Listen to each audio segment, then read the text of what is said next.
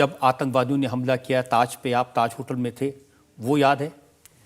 पूरा याद है, और मेरे सामने ही मैंने टेररिस्ट को देखा था, और उन्होंने पहला जब राउंड फायर किया था वो मेरी आंख से मैंने देखा था।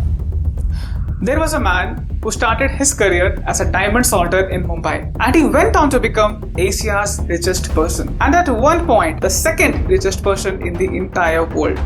The businessman whose wealth grew from around $1 billion in 2000 to nearly $140 billion in just over 2 decades. This man was actually inside the Taj during the 26/11 Mumbai terror attacks, yet barely met any headlines. And he became to someone who, by this year, had become the center of India's political debates. This businessman changed one of India's most famous phrases from Tata Birla to Adani and Adani. This is a journey so extraordinary that it almost feels unbelievable. But what's even more fascinating than Adani's rise is the engine behind that rise. Well, a company that describes itself as an incubator for businesses. I think it doesn't sound interesting, but let me try once again. A company whose primary business is creating other businesses. A company that has already built some of India's largest listed businesses. And by the way, continues to build much more new ones. Gentlemen and ladies, that company is Adani Enterprises Limited. Adani Enterprises has added over 1.4 lakh crore in market value this year. Think of it as the incubator of the Adani Group. It builds new businesses, scales them up, and then eventually lists them separately. That's exactly how companies like these were created. Guys, before we understand how Adani Enterprise work, let's first look at what it has already created. The Adani Ports and SEZ. Listed in 2015, today it handles more than 1/4 of India's commercial cargo and has grown into one of India's most valuable listed companies. Actually valued higher than giants like ITC, Nestle India, Tata Steel, Hindalco, and several others. Then comes Adani Power, India's largest private thermal power producer and one of the most valuable companies within the Adani Group. The next spot goes to Adani Energy Solutions, a company that plays a critical role in India's national power transmission infrastructure. Well, these are just a few examples. As you can see on the timeline, Adani Enterprises has consistently incubated and listed multiple companies over these years. Different industries, different business models, yet every single of them began inside that same company. This brings us to the real question. How does Adani Enterprise repeatedly build successful businesses? Is there a system behind it? And more importantly, is there something we can take from it?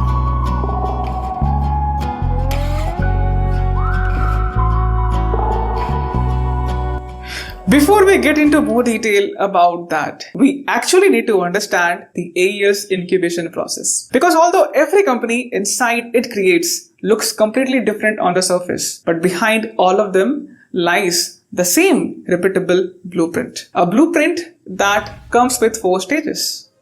Identifying the opportunity, deploying capital and technology, scaling the business to profitability, and finally spinning off or corporate demerger. Let's get on to the very first stage. Let's take the example of Adani Ports and SEZ. And let me ask you a very simple question. What opportunity did Adani Enterprise actually see? Let me tell you, this was before the 1990s, where most major ports in India were owned and operated by the government. And we all know what happens. They were often very slow, lacked innovation, and it wasn't unusual for a cargo ship to remain anchored offshore for days before finally getting a chance to dock. At the very same time, the global shipping industry was changing rapidly. Shipping companies were increasingly shifting towards larger, heavy displacement cargo vessels because transporting goods in bigger ships significantly reduced the shipping cost per ton. But there actually was one problem. Most of the Indian ports simply weren't deep enough to handle these massive vessels. So India had 2 challenges. Ports that were slow and ports that could not accommodate the future of global shipping. Clearly, this was a very big problem waiting to be solved. But Adani not only saw this, he went far beyond building a better port. It saw an opportunity to build an entire special economic zone or SEZ around it. What does this actually mean? Let me again ask you one question.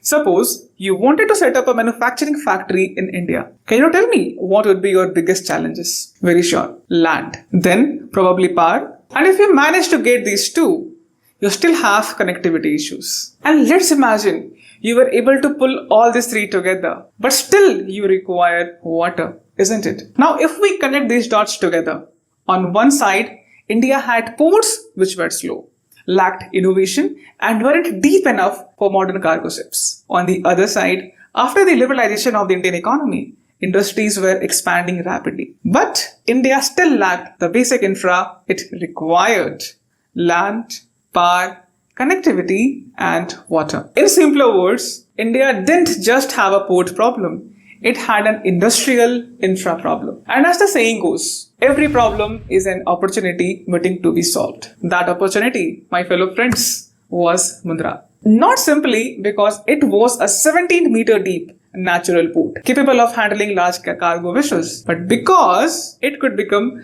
the foundation of something much, much bigger. The port itself wasn't the real opportunity. The real opportunity was every single thing that could be built around it. And once Adani Enterprise identified that opportunity, it was a time for the second stage to come there, turning that idea into concrete, the reality.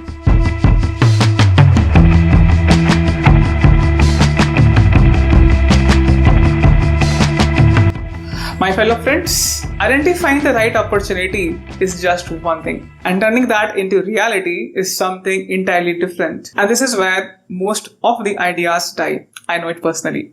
We identify a problem, we come up with a brilliant solution, we even make a detailed plan, but that plan never leaves the paper. I'm very sure this is common for all of us, most of us, isn't it? Because just for the fact that execution demands two things: capital and the confidence to put that capital at risk. This is where the Adani Enterprise comes into the picture. One of Adani Enterprises' biggest strength is its balance sheet. Think of a balance sheet as a company's financial report card, similar to what you had in your school, by the way. It tells lenders what assets the company owns, how financially strong it is, and how responsibly it has managed its business over the years. Using that credibility, Adani Enterprises approaches banks and financial institutions to raise capital. Now remember, at this very stage, the project exists just on the paper. There is no boat. There are no industries. How would there be revenue? Naturally, financing such a project involves much higher risk. That's why the initial funding often comes with relatively higher borrowing costs. But once Adani Enterprises secures the required capital, the real work begins. This money is used to build the infra, develop technology, or acquire whatever necessary. In simple words, the blueprint on paper slowly starts becoming a real business. Let me get you back to the Adani ports and SEZ. After identifying Mundra's strategic location and recognizing its potential as a deep water port, Adani Enterprise, or the AEL, raised capital from banks and financial institutions. But instead of using all of that for just the port, it actually built an ecosystem. It acquired not only the land required for the port, but also the vast stretches of surrounding land, creating one of India's largest industrial land banks. It built the port from scratch, developed private rail connectivity, ensured a reliable and stable power supply, and also built large seawater desalination plants to provide uninterrupted water. They created warehouses, packaging facilities, logistics, infrastructure, almost every single thing a manufacturing company would need before even setting up operations.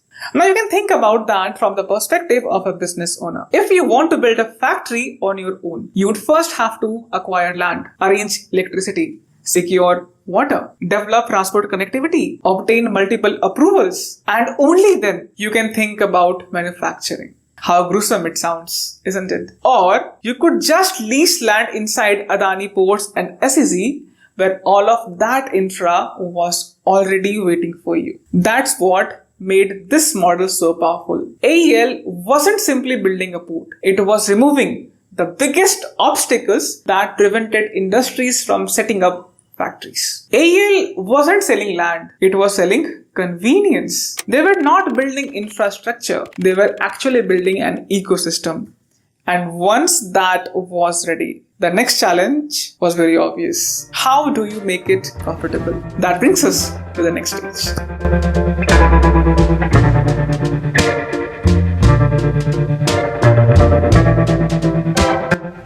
Building an ecosystem is actually very impressive, I'm sure. But an ecosystem has value only when people actually use it. Once the infra was ready, Adani Ports and SEZ started reaching out to manufacturers and industrial companies, encouraging them to stretch their factories inside the SEZ. And as more businesses moved in, something remarkable started happening. Adani Ports and SEZ began earning rental income from these industrial land. The same companies started importing raw materials and exporting finished goods through Adani's port. The port became busier. Their factories required electricity. Power demand increased. Warehouses became occupied. The logistics network became more active.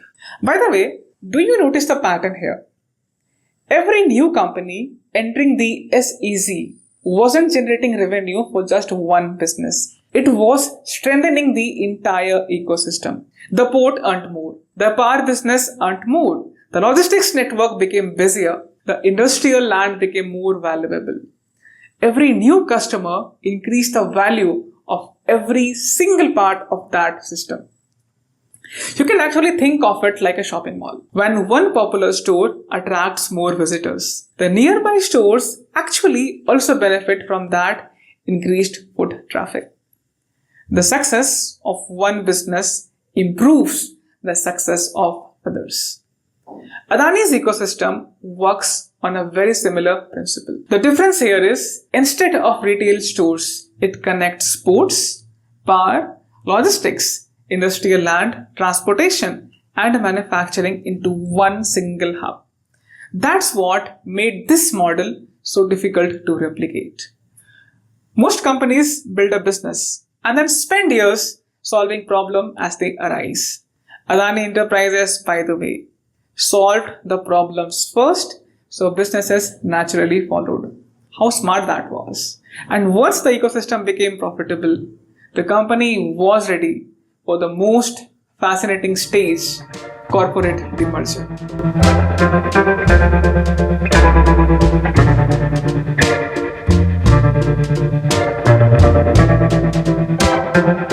Let's go back to Adani Ports and SEZ one last time. I know. When this project first began, AEL approached banks with a proposal to build a port. At that point, it was just an idea. There was no port, there were no industries, and the ecosystem wasn't still there. Naturally, lenders saw it as a high-risk project. But years later, the picture looked completely different. AEL had not just built a port. It had built an entire industrial ecosystem around it. A deep water port, a massive industrial land bank, reliable power supply, private rail connectivity, continuous water supply, warehouses, and logistics infrastructure. This was as simple as a plug-and-play environment where companies could start manufacturing without spending years solving basic infra problems. And you know, that is very big in India. By now, Adani Ports and SEZ was no longer just a port company. It had become a mature business with stable operations and predictable cash flows. And when you have these two things, this changes everything. Earlier, lenders were financing an idea, but now they were financing a proven business. As a result, APSEZ could now raise capital on much better terms, often with lower borrowing costs and longer repayment periods. The company could refinance a portion of its earlier debt, making its finances stronger and freeing up the resources for future growth. And once the businesses reached operational maturity, once it achieved stable profitability, and once it no longer required AEL's incubation, Adani Enterprises made its final move. It separated the company from itself. This process is known as a corporate demerger. In simpler words, the business that once existed inside Adani Enterprise now became an independent company. A company which is capable of standing on its own. Most companies exist to run a business. Adani Enterprises exists to create them. And that's which makes its business model so unique. They identify an opportunity, they raise capital, they build the ecosystem, scales it into a profitable business, and finally lets that business stand on its own before moving on to build the next one. This repeatable cycle is what has allowed Adani Enterprise to consistently incubate new businesses over the years. Ladies and gentlemen, that's the exact 4-stage incubation process every successful company inside Adani Enterprise has gone through.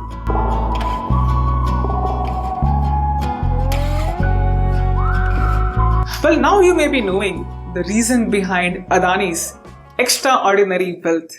It wasn't simply because it built ports or power plants or transmission lines. The real story is much bigger. Adani Enterprises wasn't building individual businesses. It was building an ecosystem that solved some of the biggest challenges every new manufacturing company faces. Land, power, water, logistics, and connectivity all in one single place. That's what made this special economic zone so powerful.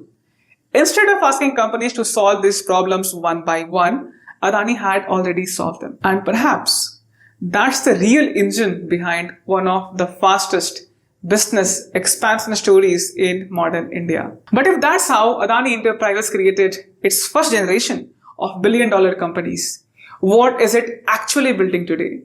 What opportunity has it identified this time? We can actually do that for you, but in the next video.